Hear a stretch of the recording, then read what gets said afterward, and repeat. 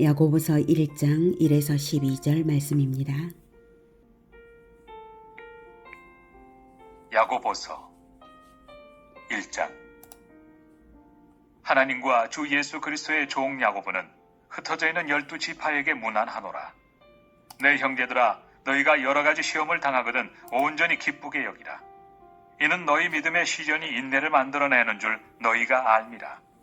인내를 온전히 이루라. 이는 너희로 온전하고 구비하여 조금도 부족함이 없게 하려 함이라. 사랑하는 형제 여러분, 9월 24일 토요일 저녁 목상에 오신 것을 환영합니다. 오늘 저녁 목상부터는 야고보서를 시작합니다. 본서가 야고보서인 이유는 1절에서부터 밝혔다시피 야고보가 쓴 편지이기 때문에 야고보서인데요. 신약성경에는 여러 명의 야고보가 있죠. 세베대의 아들 야고보, 알페오의 아들 야고보, 예수님의 형제 야고보, 이 세 사람이 신약성경의 대표적인 야고보이고요.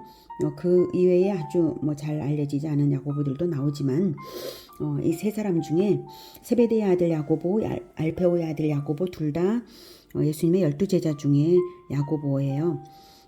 그런데 세베대의 아들 야고보는 둘 다 야고보니까 연장자라서 큰 야고보라고 하고, 알페오의 아들 야고보는 작은 야고보라고 하는데요. 세베대의 아들 야고보는 요한의 형제이고, 알페오의 아들 야고보는 작은 야고보입니다. 근데 이 둘 다 아니고요.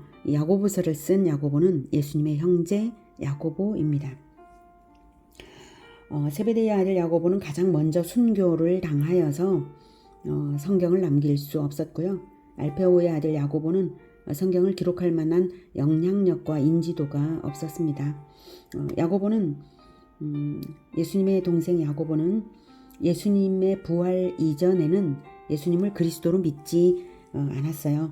하지만 부활 이후에 예수님께서 찾아가 야고보를 만나 주셨기 때문에 교회로 들어와서 교회의 기둥과 같은 중요 인물이 된 사람입니다. 사도 바울도 마찬가지로 그렇게 예수님, 부활하신 예수님을 만나서 사도가 되었죠. 그런 것처럼 예수님의 동생 야고보 역시 그렇습니다. 사도 바울이나 야고보는 구약성경에 능통한 사람들이었기 때문에 부활하신 예수님을 만나자 즉각적으로 진리가 깨달아진 거예요. 이 사람들은. 그래서 구약성경의 그 유대교적 관점으로 죽어있던 그러한 그 진리가 그리스도를 만나자, 부활하신 예수 그리스도를 만나자 그 죽어있던 진리의 체계가 전부 다 생명력을 얻고 살아난 것이죠. 그래서 사도로서 일할 수 있었던 것입니다. 고린도전서 15장 4에서 8절에는 장사 지낸 바 되셨다가 성경대로 사흘 만에 다시 살아나사 게바에게 보이시고 후에 12제자에게와 그 후에 500여 형제에게 일시에 보이셨나니 그 중에 지금까지 대다수는 살아있고 어떤 사람은 잠들었으며 그 후에 야고보에게 보이셨으며 라고 나와 있어요. 야고보에게. 이렇게 부활 이후에 만난 사람들의 이름들과 또 500여 형제들이 있는데 야고보에게 그 후에 보이셨다 이렇게 차례로 말하고 있습니다. 그 후에 모든 사도에게와 맨 나중에 만삭되지 못하여 난 자 같은 내게도 즉 바울에게도 보이셨느니라. 이렇게 형제 야고보, 야고보. 그 다음에 갈라디아서 2장 9절에는 또 기둥같이 여기는 야고보와 게바와 요한도 내게 주신 은혜를 알므로 나와 바나바에게 친교의 악수를 하였으니 우리는 이방인에게로 그들은 할례자에게로 가게 하려 함이라 라고 해서 여기 기둥같이 여기는 야고보라고 표현하고 있죠. 그래서 주의 형제 야고보에 대한 기록들이에요. 이 둘 다. 그래서 기둥같이 여기는 이라고 표현해서 그 영향력을 알 수가 있고요. 그래서 이 성경을 쓸만한 사람이었다는 것입니다. 초대 교회 당시는 예루살렘 교회가 세계 교회의 본산이기 때문에 예루살렘 교회의 중요 지도자라는 것은 야고보가 예루살렘 교회의 중요 지도자였다는 것은 곧 세계 교회의 지도자라는 뜻과도 같습니다. 야고보가 이 편지를 쓴 당시에는 예수님의 부활 이후 불과 20년도 채 되지 않은 때였고 당시 로마 제국 각지에 흩어져 있는 유대인 출신 성도들에게 보낸 최초의 공식 서한으로 여겨지고 있습니다. 야고보서가. 이 편지를 쓸 당시는 스데반의 순교로부터 시작된 유대교의 박해가 있어서 흩어진 자들이 많이 있었고요. 또한 이미 제국 곳곳에 흩어져 살고 있던 디아스포라 유대인들이 많이 있었는데 그들이 오순절 성령 강림을 체험한 사람들로부터 복음을 듣고 자생적인 교회를 시작했으리라고 봅니다. 그런데 그 유대인 성도들의 지식은 과거 유대교에서 배운 것에 지나지 않고요. 또한 전통도 유대교의 습관에서 벗어나지 못했습니다. 즉 유대인들은 말로만 경건을 부르짖는 바리새적 행태와 그저 할 리가 있으니까 믿기만 하면 구원이라는 교리를 지나치게 강조한 나머지 실천적 신앙생활을 등한시한 것입니다. 유대교의 진정한 가르침은 제물로 드려지는 어린 양의 희생처럼 자기를 바쳐서 죄인을 대속할 그리스도를 본받으라는 것이었는데요. 본받으라는 핵심 가르침은 쏙 빼놓고 교리만 말하면 실천 없이 천국 간다는 자기중심으로 완전 편리한 아집만 남았던 것이죠. 그게 유대교의 문제점이었습니다. 그래서 교리를 강조하면서 할 리가 있으니까 우리는 구원받았어. 이렇게 생각을 한 게 유대교인들이에요. 요즘 우리 기독교는 어떤가요? 기독교도 혹시 그렇게 되어가고 있지는 않은가 생각을 해봐야 되겠습니다. 나는 세례받았으니 믿음으로 구원받는 것이고 나는 믿음이 있으니까 나는 구원받았어. 이렇게 하고 실천이 없다면 그 과거에 그 당시에 유대교인들과 다를 바가 하나도 없는 것이죠. 실천이 반드시 있어야 됩니다. 그래서 그리스도께서 직접 오시지 않았습니까? 몸을 가지고 태어나셔야만 했던 이유는 이미 율법이 있고 성경이 있고 계시가 풍부했음에도 불구하고 그것만으로도 충분히 실천하면 구원받아요. 예, 구약 이스라엘도 온전한 믿음으로 실천하는 사람들은 구원 다 받습니다. 이미 다 있는데 이미 계시가 풍부했음에도 불구하고 직접 오셔야만 했던 이유는 한마디로 본받으라는 것입니다. 실천들을 안 하니까 제발 좀 본받으라고. 그래서 직접 오셨어요. 예수님을 따라서 살라는 것이지 마음으로만 믿고 구원이 보장되었다고 안주하여서 마귀에게 속아 살아서는 안 되기 때문에 직접 오셔서 직접 십자가를 지신 것 아닌가요? 그게 아니라면 뭐하러 직접 오셔야 되겠어요. 율법책 다 있는데. 예. 그래서 유대교의 진정한 완성이요 완전한 계시로서 공생애와 십자가와 부활 승천을 다 보여주신 것인데 불과 20년이 채 지나기도 전에 그리스도인들은 다시 유대교의 안일한 작태가 나타나고 있었던 것입니다. 그래서 이 편지를 야고보가 쓴 것이죠. 1절 하나님과 주 예수 그리스도의 종 야고보는 흩어져 있는 12지파에게 문안하노라. 네, 편지의 발신자와 수신자를 밝히고 있어요. 주님의 동생 야고보라고 하지 않고 하나님과 주 예수 그리스도의 종 야고보라고 쓴 점이 겸손히 엿보이죠. 사적인 편지가 아니기 때문에 공식적인 직함을 말하는 것이기도 하고요. 이렇게 간단한 첫머리가 끝나고 바로 본론으로 들어갑니다. 2절 내 형제들아 너희가 여러 가지 시험을 당하거든 온전히 기쁘게 여기라. 이는 너희 믿음의 시련이 인내를 만들어내는 줄 너희가 알미라. 인내를 온전히 이루라. 이는 너희로 온전하고 구비하여 조금도 부족함이 없게 하려 함이라. 여기서 말하는 여러 가지 시험 2절에서 여러 가지 시험은 마귀의 유혹이 아니라 예기치 못한 시련을 당하거든 기쁘게 여기라 이거예요. 예기치 못한 시련을 기뻐해야 할 이유는 인내 즉 연단의 기회이기 때문입니다. 운동선수가 훈련 없이 근육이 단련될 리가 없는 것처럼 시련 없이 인내, 연단이 확보되는 것은 아니거든요. 운동선수가 훈련을 기뻐해야죠. 그것을 너희가 알지 않냐 하고 있어요. 믿음의 시련이 인내를 만들어내는 줄 너희가 알미라. 알지 않냐. 훈련 없이 끝까지 갈 체력이 생기냐. 시련 없이 믿음을 성취할 실력이 생기냐 이거죠. 반드시 시련을 거쳐야만 하는 이유가 있어서 주님께서 다 시련을 주시는 것입니다. 그러니 반드시 끝까지 시련을 감수하면서 완주해야 합니다. 인내를 온전히 이루라. 이는 너희로 온전하고 구비하여 조금도 부족함이 없게 하려 함이라. 부족함이 없도록 하려면 주님이 제시하시는 시련의 과정을 순순히 기쁘게 완주해야 합니다. 결말을 기대하면서 기뻐하면서 가면 완주할 수 있습니다. 그러면 훈련을 잘한 사람이 훌륭한 선수가 되는 것처럼 그렇게 되는 것이에요. 네. 그런데 거대한 시련 앞에서 인간은 위축되기 마련이죠. 위축되면 인내를 끝까지 이루기가 어려워지죠. 예. 이럴 때 지혜를 발휘하고 싶은데 자기 지혜로는 도무지 헤쳐나갈 수 없다고 여길 때 주님께 지혜를 간구할 수밖에 없습니다. 5절. 너희 중에 누구든지 지혜가 부족하거든 모든 사람에게 후히 주시고 꾸짖지 아니하시는 하나님께 구하라. 그리하면 주시리라. 지혜를 구하라고 하십니다. 똑똑한 사람에게만 주시는 것이 아니라 모든 사람에게 그것도 후히 주시고 꾸짖지 아니하시는 하나님이 구하는 자에게 주십니다. 너무 좋죠? 하나님이 주시는 지혜는 인간의 지혜가 아니라 하나님의 영이신 성령께서 인도하시는 지혜입니다. 인간의 기준으로 판단할 수 없는 진정한 지혜를 주십니다. 그래서 때로는 인간의 시선으로 보기에는 어리석어 보이는 수도 있어요. 하나님께서 주신 지혜인데 어리석어 보일 수가 있어요. 십자가의 도는 최고의 지혜인데도 세상 사람들의 눈에는 천하의 어리석고 수치스러운 것처럼 보이지 않습니까? 마찬가지예요.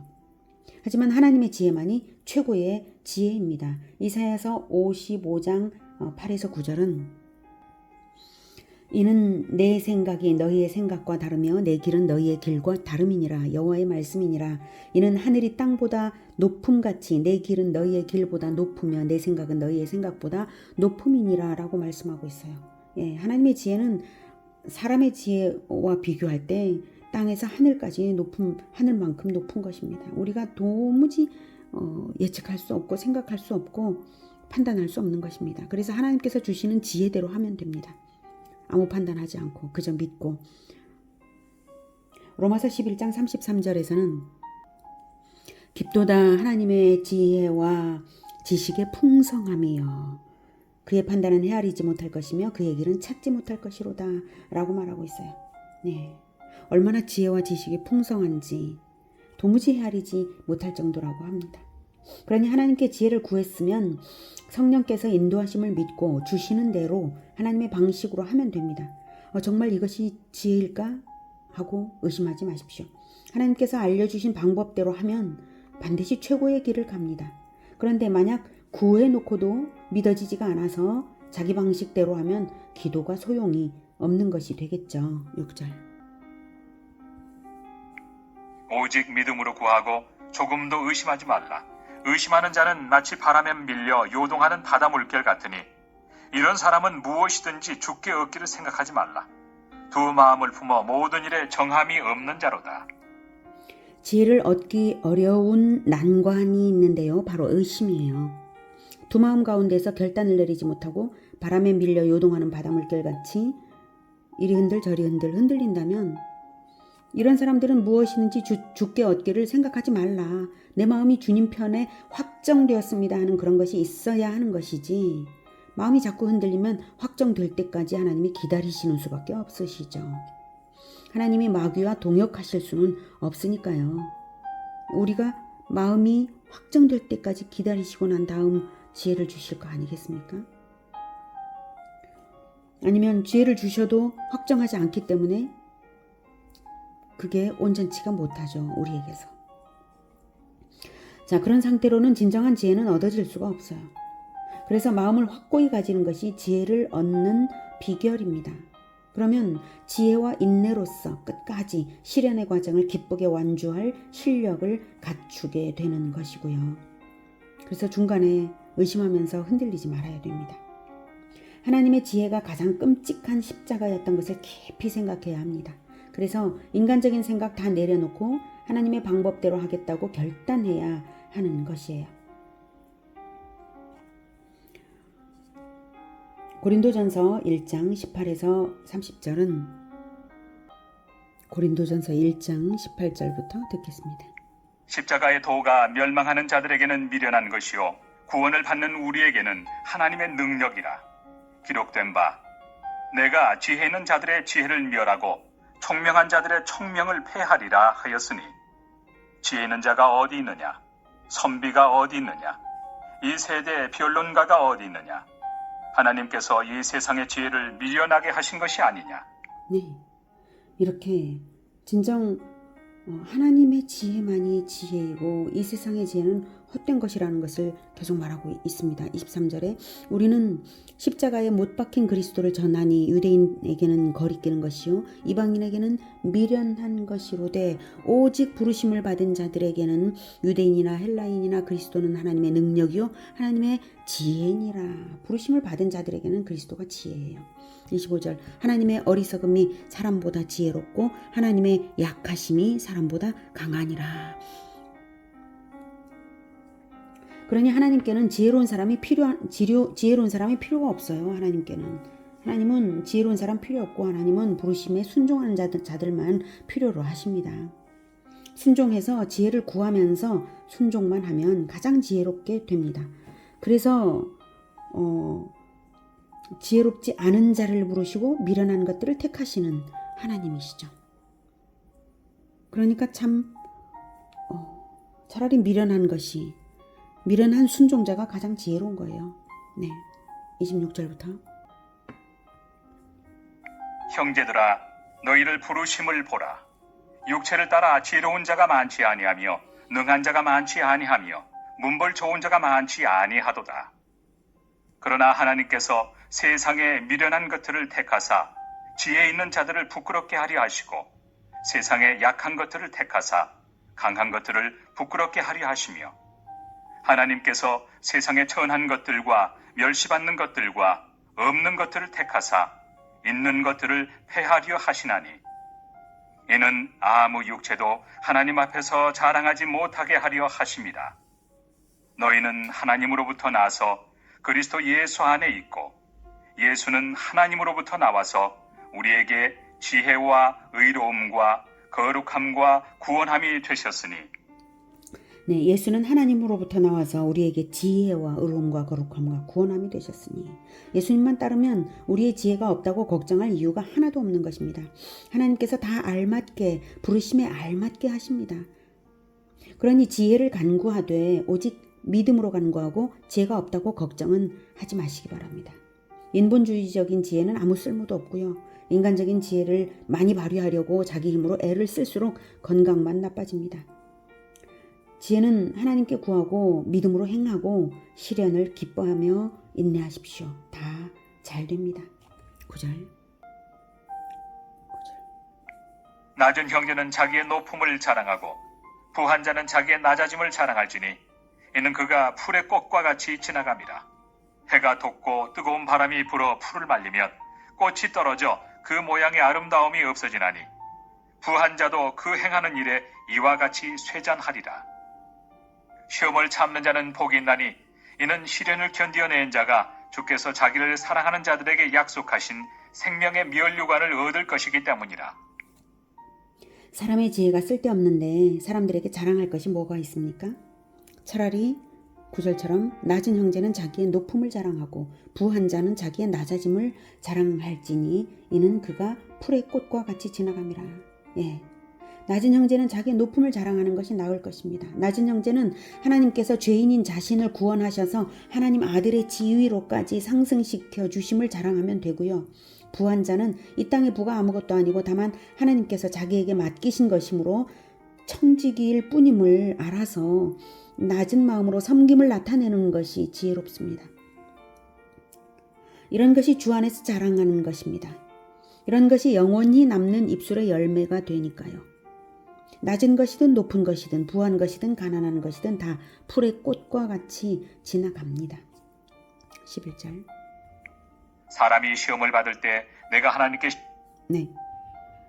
해가 돋고 11절.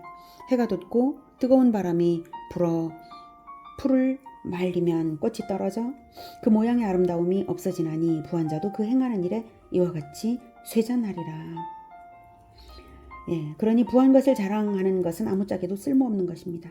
부한 것으로 섬길 수 있음을 실천으로 나타내어 하늘에 쌓아야 보람이 있는 것이죠. 하늘에 쌓아야. 그러니 오직 하늘의 것을 바라십시오. 시련의 과정을 거치고 나면 하늘의 것을 얻을 실력이 생기지 않습니까?